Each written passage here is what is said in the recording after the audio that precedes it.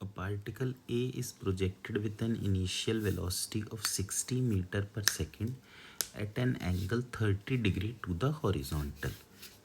At the same time, a second particle B is projected in opposite direction with initial speed 50 meter per second from a point at a distance of 100 meter from A.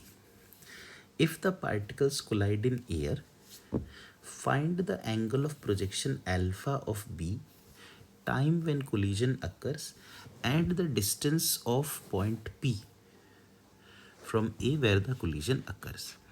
अब ये देखिए, ये है A, ये है B, ये 60 metre पर second से 30 डिग्री पर जा रही है और दूसरा 50 मीटर पर सेकंड से अल्फा पर जा रही है। तो एक हो सकता है ऐसे जाए और दूसरा हो सकता है ऐसे जाए। तो किसी एक जगह P पर ये दोनों कोलाइड कर गए। अब जब ये P पर कोलाइड कर गए तो P पर इसका देखो ये कंपोनेंट होगा 60 cos 30 और इसका कंपोनेंट होगा 60 sin 30। ऐसे ही 50 का इधर कंपोनेंट आएगा 50 cos अल्फा और इधर आएगा 50 sin अल्फा। अब ये y की वैल्यू तो दोनों के लिए बराबर है, तो हम कह सकते हैं y is equal to 60 sin 30 t minus half G T square और यही y is equal to 50 sine alpha T minus half G T square.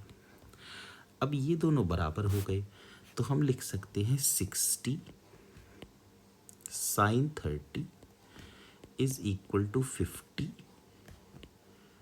Sign alpha. तो 60 into sine 30 is 1/2, 30 is equal to 50 sine alpha. तो sine alpha की value 3/5 के बराबर आ गई। तो हमें अल्फा पता चल गया। अल्फा की वैल्यू हो गई 37 डिग्री। अब ये कह रहे हैं कि डिस्टेंस बताएं। तो आप देखिए जो टाइम होगा, टाइम हम कैसे निकालें। इनके बीच का डिस्टेंस 100 मीटर दे रखा है, तो 100 मीटर होना चाहिए 60 cos 30 t plus 50 cos alpha t।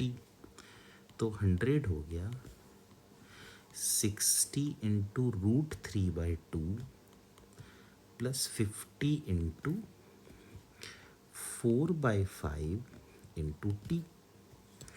तो 100 आ गया 30√3 प्लस 40 इंटू टी।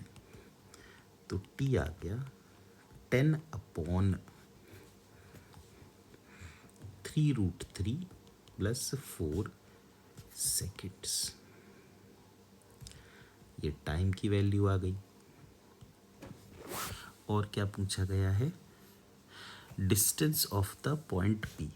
तो P पॉइंट जो है उसका A से डिस्टेंस। तो A से डिस्टेंस अगर हम देखें, अगर हम A को ओरिजिन मान लें तो P पॉइंट के लिए जो X है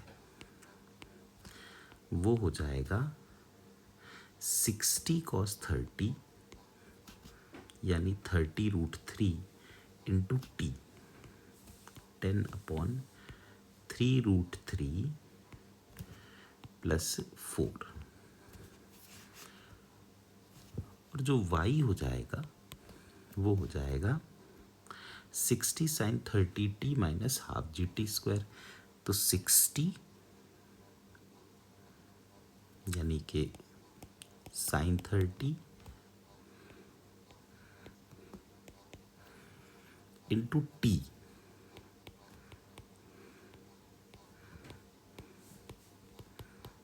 माइनस हाफ जी और टी का